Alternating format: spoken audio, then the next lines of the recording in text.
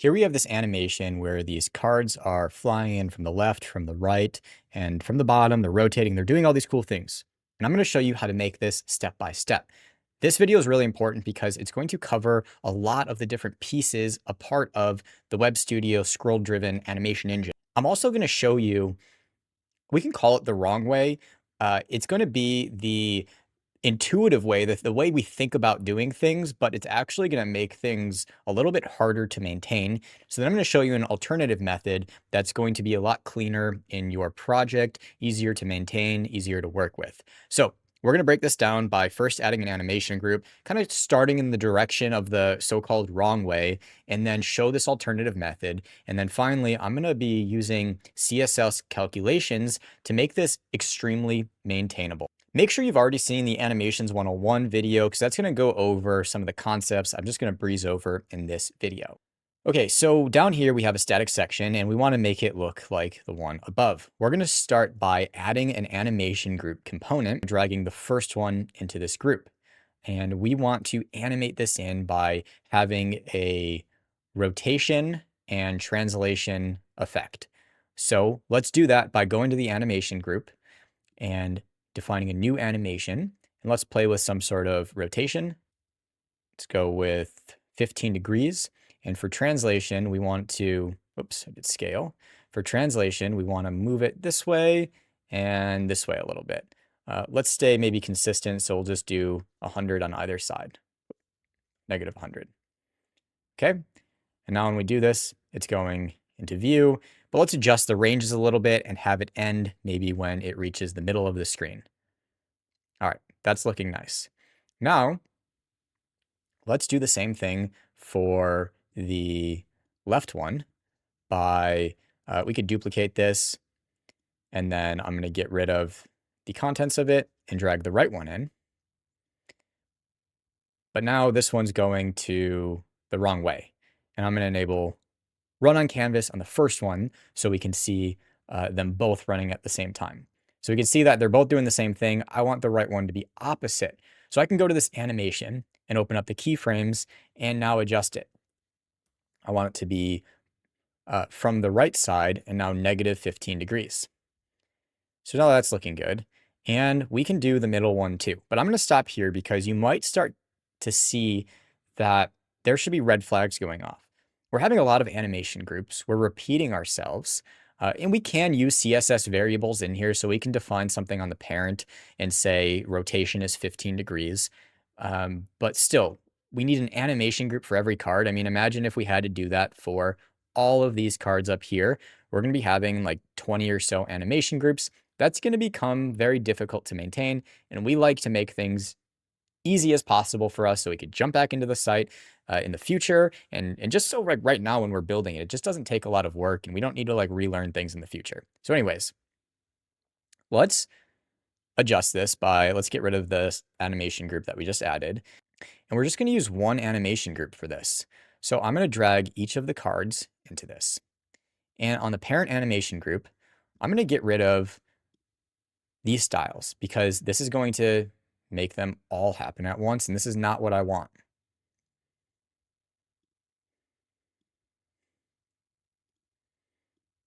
Okay, now there's no animation. Let's start. Let's look at our chapters, by the way. We've added the animation group. We've done the wrong way. Let's talk about the right way, or more accurately, the more maintainable way. I'm going to introduce to you a mental model that's different than what we have discussed so far. We're going to use the animation group to animate custom CSS variables. All right, we're going to go to a parent box or parent container. So this features box, scroll down, and we're going to add some custom CSS variables. Let's do one for each of the styles we want to change. And I like to prefix things with child. This makes it easier to understand what these CSS variables are for and to discover them later. So we're going to do child and then the property we want to change. So rotation was one of them. So we'll do child rotate. And we're going to put in the default values where we want these things to finish at on the canvas. So by default, we don't want any rotation. So we're going to do 0 degrees. And then we're going to make another CSS variable for translate. And let's just do 100 pixels. I'm sorry, we're going to do 0 pixels because we want them to be in their default state. And we've got child rotate and child translate. I think those were just the two properties. Okay, obviously nothing's happening right now. We just have these two static CSS variables. We're going to now add these variables to our cards. So I've got this isCardAnimate token on each of my cards, and we're going to use the CSS variables here. They're not going to do anything yet, but we're going to go to the advanced panel because we're going to be doing advanced things here like calculations, and it's going to be easier to work with them here. So we're going to add that first one, rotate, and then here I can search for it by doing child, and now I can see all of the CSS variables that are scoped for this area. And I'm going to do rotate. It's set to 0 degrees, so we're not going to see a rotation. And the other one we did was for translate. So I'm going to do child translate. So far, the animation engine has not been at play here. Even though we have an animation group, it's not doing anything. All we've done so far is define the CSS variables on some common parent, define whatever their default values are, so no rotation, no translation, and then put those CSS variables on the CSS properties on the children. So we're just saying rotate 0 degrees, translate 0 degrees, 0 pixels. Now we're going to use the animation engine to modify the values of the CSS variables. So instead of using the animation engine to modify styles directly, we're just going to use it to say, hey, we've got this child rotate property currently set to 0 degrees on the canvas. Let's set it to, like, I don't know what we did before, maybe 15 degrees, and then the children are going to inherit it. So here, we're going down to the add styles. I'm going to do child, same thing, rotate, and now let's think about where do we want them coming in from. 15 degrees. And now we can see that they're all rotating 15 degrees, the same direction, but we'll change that. And now let's do child translate and 100 pixels. And they're just going to move from right to left right now. So I'm going to inspect the code here to kind of just show you what's going on. So here you can see we're on one card, we have child rotate, child translate, and we've got some value. As I scroll, the animation engine is modifying the values here. So we can see by default, it's 0. But to begin, it's going to be that 15 pixels and 100 pixels. And as we scroll it into view, it's going to change them from what we define in the animation engine to 0.